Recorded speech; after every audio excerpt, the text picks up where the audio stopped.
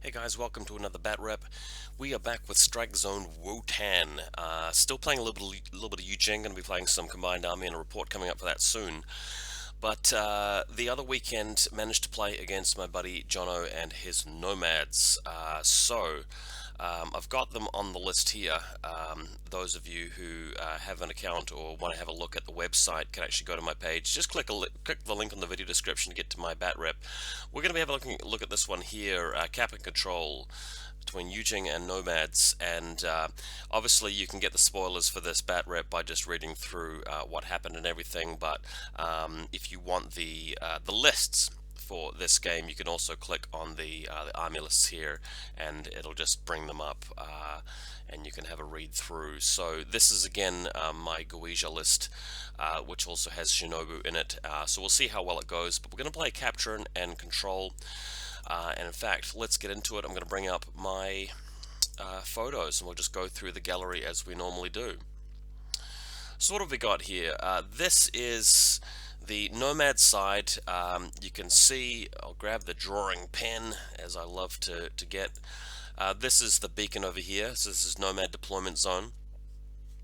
I'll move my camera a little bit, and you can also see the console on Nomad's right, console on Nomad's left, which they're going to need to move up and capture one of these before they get my objective, which is actually situated up there. You can sort of see how the diamond shape of this map layout works. My opponent has deployed an interventor, which we know is the lieutenant down here. Got a little Jaguar here. This is an Alguacil but prone. We've got the Cyclone bot, with the crazy koalas there as well. Over here, this is towards the left-hand side of the battlefield, of the deployment zone. So you can see where the beacon is in his deployment zone. Here he's got this camo marker here, likely to be his intruder, and another camo marker right here. Then just another look through the middle. We've got a Warcore, we've got a prone camo marker here. This is likely to be the intruder. The Gecko with a Mark 12, he's got another Alguacil here, and of course the two crazy koalas down there. Way up in the corner, you might be able to spot it, there's a Moran, and there's another Alguacil, or Jaguar I should say, right in the corner there. This is a better look at it. I'll just move the camera to this point. So there's the Warcore. You can see the Jaguar down the bottom. He's got, this is the HVT, and that is the Moran there. And of course, we've already discussed the deployment of these guys here, so you should get a pretty good idea of his deployment from these photos. On the other side, there's my side of the table. This is the extreme right-hand side flank for me.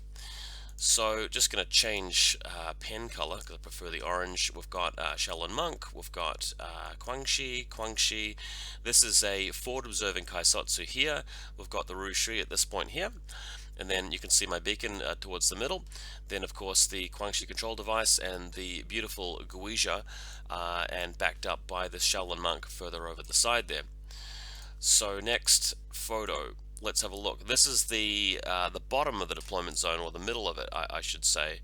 And as you can see, I've put my Guija so that he can actually see over this part of the crate here, right? So he's got line of sight to the beacon. If somebody comes in to pick up the beacon, he can shoot at that. The consoles are here and here. So obviously he's got line of sight down this way, and he's got line of sight down this way. It does mean that he can be shot at first turn. But the thing is, with armor 11, I'm counting on my opponent having to shoot the Guija and spending all of his orders killing the Guija and then achieving nothing but removing that one order from my group, 88 points, but whatever. And then I can spend the rest of the game sort of just getting ahead on objectives, if that makes sense. Note also that there's a Guilang forward observer here, ready to either stop something from coming to pick up the beacon or to head out and press one of the buttons, depending on which one I have available. And of course the lieutenant hanging out prone on the building, and the Guangxi around the back there. Left hand side, so this is the flash pulse spot. We've got another Guangxi here, the other Guangxi here. We already talked about the deployment of these guys around here, and that is pretty much it. I do want to point out though that Shinobu and the Ninja are actually hidden at these spots around there. So, what we do first is, this is Nomad's first turn. Bear in mind that I've deliberately taken second turn here because I want to be able to go over and capture the beacon at the end. The strategy for this mission, I've found, is not to rush out and grab the beacon and run away with it immediately, because then at the end of the game, your opponent just needs to shoot the guy holding the beacon. So that's a bit of a liability. Also, your opponent has the most defenses set up at the start of the game, less at the end. So what you want to do is wear them down, and the very last turn, put down some smoke and get a person over to the beacon and just pick it up, and then you've won. You don't really have to move it back to your deployment zone unless they've already got their one. So it should be a pretty easy win if you can just get something over there and pick it up. So my opponent, seeing that the Guija is blocking him off and providing a pretty strong ARO, moves this Jaguar here to put down a smoke template so that he can move the intruder, which is up here, and climb down and then move around to the side here and shoot at the Guija through the cloud, if you guys can understand that diagram. So here he is, he's moving across just as we indicated. The Moran's prone, the smoke's successful. This model here is the HVT, so the intruder just coming across. This is the intruder with the HMG, and if we point out from this photograph, if I draw a circle around the spot where that smoke grenade is, you can see that there is an interaction between the Guija and the intruder at that point, so a bit of a shootout. The thing is, the intruder's so slow, it takes him a bunch of orders just to get over there. So unfortunately, he doesn't really have many more than 5 orders to actually start shooting. What ends up happening is the Guija survives with like a wound left, and he's got no more orders in Group 1. So I've even got the Guija alive at the end of that that shootout, which is amazing. So now a camo marker walks out, and because the Guija is still alive, the Guija situated here can actually attempt to discover as on the camo marker as it goes towards this console. Also, the Ninja declares a delay, which allows me to bring it into appearance, bring it off from hidden deployment, so that if he does go and hit the button, I should be able to declare an engage or a hacking attack or something like that, or even a shot with the bow, and the Guija can shoot its explosive round, unless it managed to successfully get prone behind this, but hopefully it can be discovered or the Ninja can come across first. So what ends up happening here is that it turns out to be a killer hacker, Zero, who does manage to go prone behind the objective, and if he presses the button, I can respond with a Ninja and just do a Red Rum or a Skullbuster here, but the thing is, if he idles first and then I reveal the Ninja, then he just hits me with a Trinity, because he's also a killer hacker and I don't get surprise shot. So it's better for me to just wait it out and let him take the objective, even though I set up a trap for him. That's much better than just losing the Ninja, only for him to actually pick it up anyway, because he's still got a few orders left in Group 2, which is where this model's come from. So that's where we end up with this model here, and he does pick up the objective as shown by this little marker. Tries to put down a mine also, in fact does successfully put down a mine, so that means if the Ninja comes out and attacks straight away, the mine is going to blow him up. So in the responding YuJing turn, we have to do something about that. This photo is taken from the position where the Guangxi can come around the corner and hopefully detonate the mine, but then realizing, oh, if he does detonate the mine will detonate over the base of the Ninja as well, so we don't want that. Unfortunately, Gecko and Warcore, shooting their guns and flash pulse through here, are able to shoot at the Guangxi, so not ideal. But there are other models, so let's have a look. On this side, we've got just showing a silhouette marker to see what can be seen.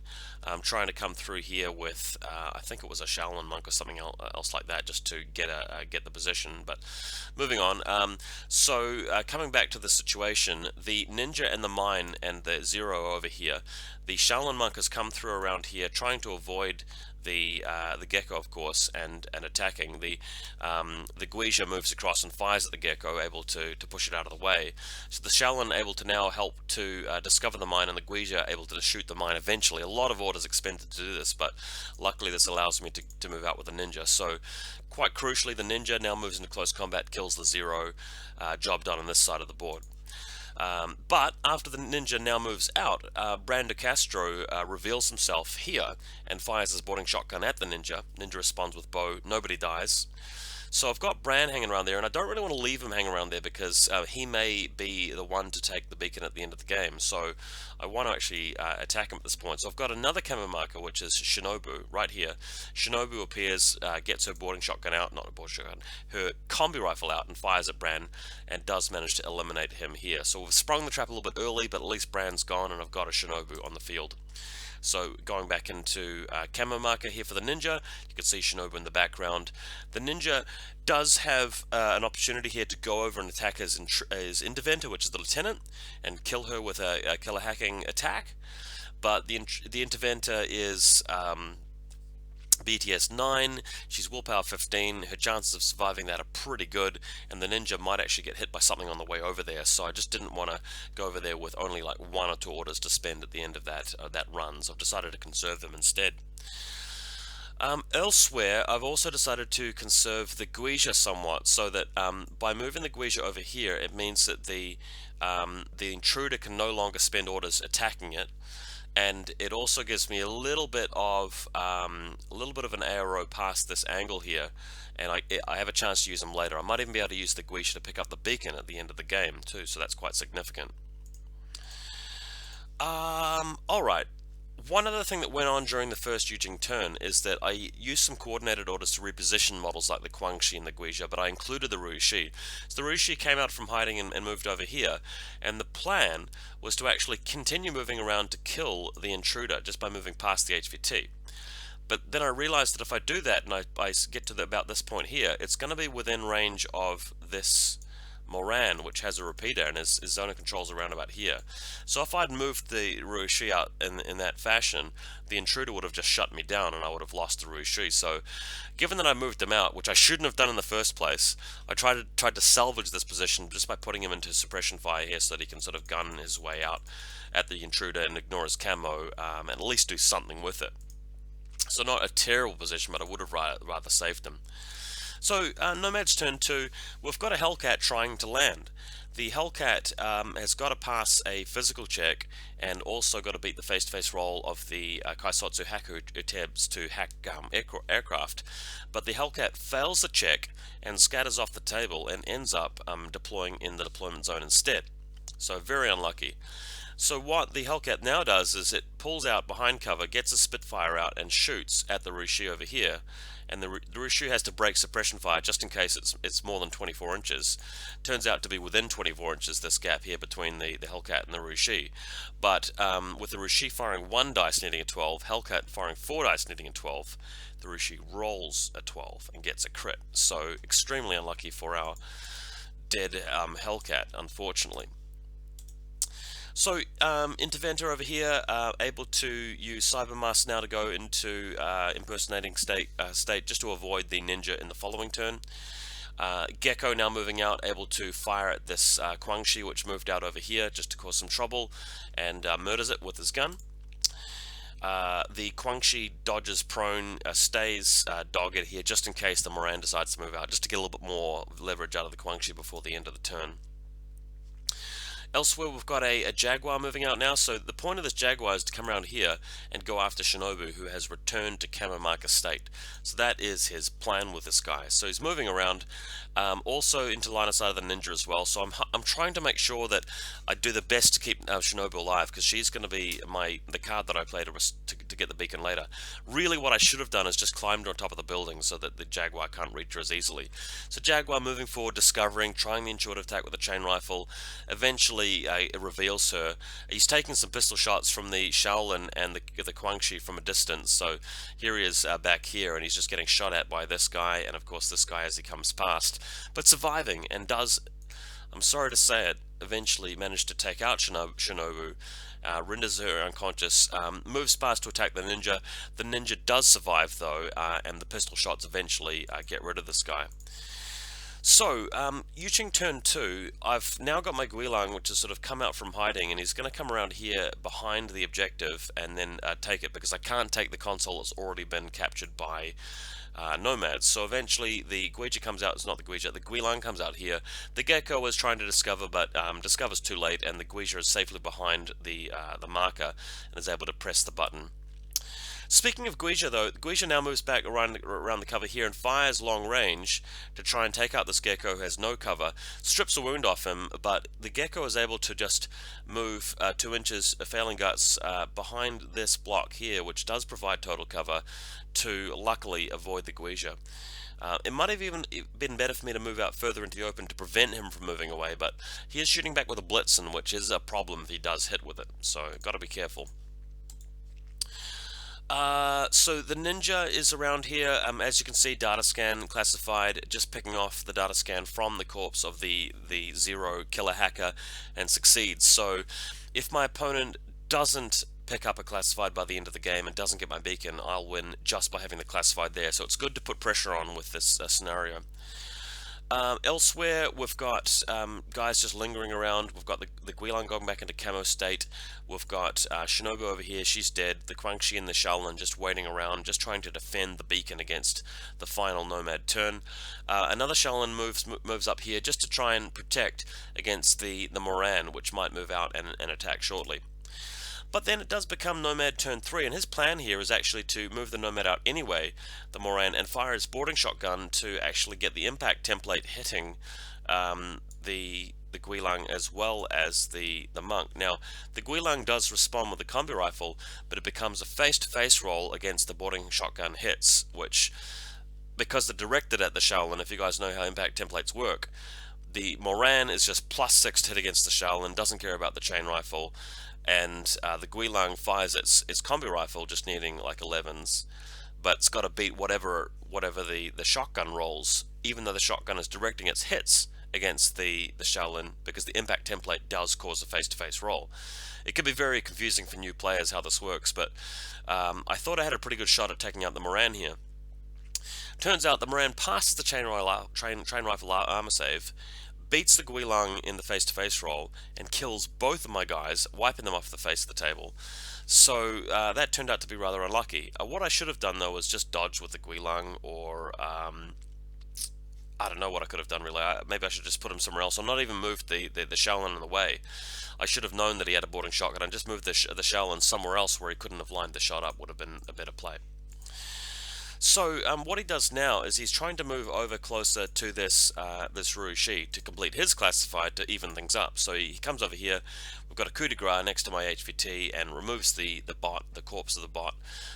By the way, I didn't say earlier that although the bot has destroyed the Hellcat, his intruder has attacked the bot riskily and taken it out. Although I had dropped suppression fire at that point, so it wasn't too hard. And then at this point, just moving guys out, setting up suppression fire, and just waiting for me to just to run into his guns. He's not making a run for the beacon, so just playing for a draw at this point. But it's going to be pretty easy for him. Let's have a look at this. There's the beacon that I need to collect. We've got an intruder here, and it's got suppression fire along this path. We've got a Gecko, which has got suppression fire along there. We've got a robot, which has got a shot with the arc light cannon. We've got a Alguacil standing up, able to shoot his combi rifle along there. We've even got a flash pulse along this alleyway. So as you can see, for me to get to this objective, it's going to be almost impossible. What I can do, though, is spend a lot of orders on the Guija. So let's have a look. Moving out initially, killing the Moran with the Guangxi, no problem.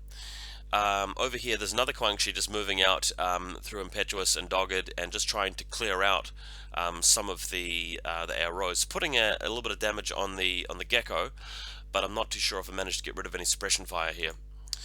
Then Shaolin Monk can put down a smoke grenade just to make it easier for me to move in on the beacon depending on what happens. And the Ninja, seeing that I've barely got enough orders, moving out, trying to actually at least get a kill or two on one of these guys, because all I can really do is move out with the Guija.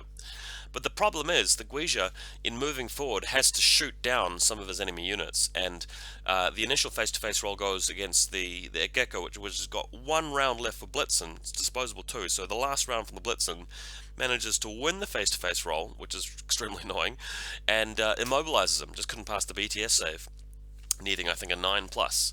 So that ends the game. I could only send in a flash pulse bot to try and go for the objective, which dies, of course, because there's too many arrows. And yeah, I had a legit shot at winning that at the end, with the Guija passing a few face-to-face rolls to kill some of the defenders.